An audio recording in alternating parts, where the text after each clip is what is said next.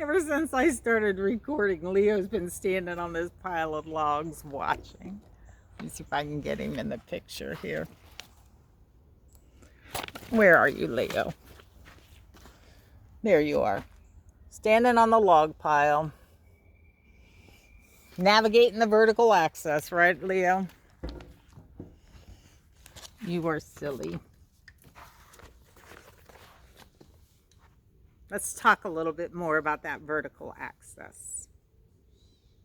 I'm sorry, it's a vertical axis, A-X-I-S. Because I can already hear the resistance. I can hear the resistance to the vertical axis. Right? Where God is up there and the human is here. In my understanding, or actually in my experience, the space between a human and God, or a human and the holy, could also be vertical, horizontal, and it could be diagonal. Because the way I experience holiness is that it abounds. Holiness is abundant. We are surrounded. And for those who struggle with that idea of the vertical axis, keep in mind that is rooted in a very narrow way of understanding, or maybe be better to say a very narrow branding of Christianity, where the Father up above looks down in judgmental love at the human. I'm right there with you. I am right there with you. The God in heaven, this voyeuristic judging God, that's the patriarchy. And keep in mind, it's the patriarchy who did not want us to know about the Gospel of Mary.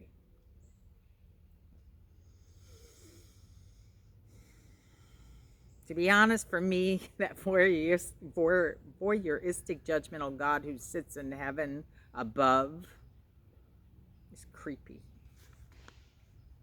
And yet, I know with the eyes of my heart, when it comes to navigating a path where my spirit connects with that which is most holy, when I navigate that path where I connect to the good which comes among us, which is Mary's chosen description, or the Dabhar, which is the Aramaic word, Dabhar, D-A-B-H-A-R, the Aramaic word for holy energy, or the word that does not return empty.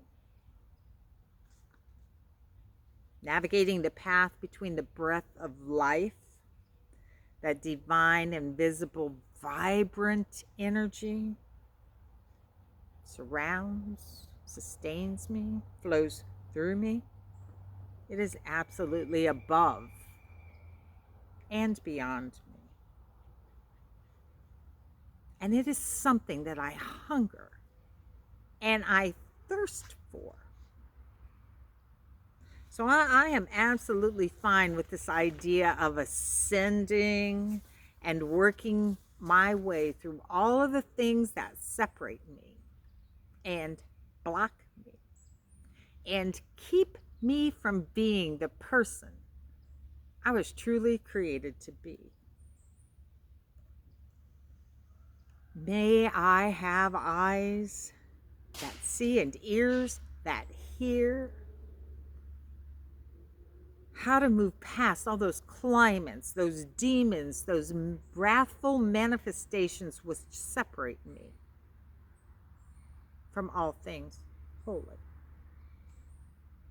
And so my prayer is, open the eyes of my heart, Lord. Open the eyes of my heart. I want to see the resurrected Jesus. I want to see what is above and beyond me. I want to see the Spirit that helps me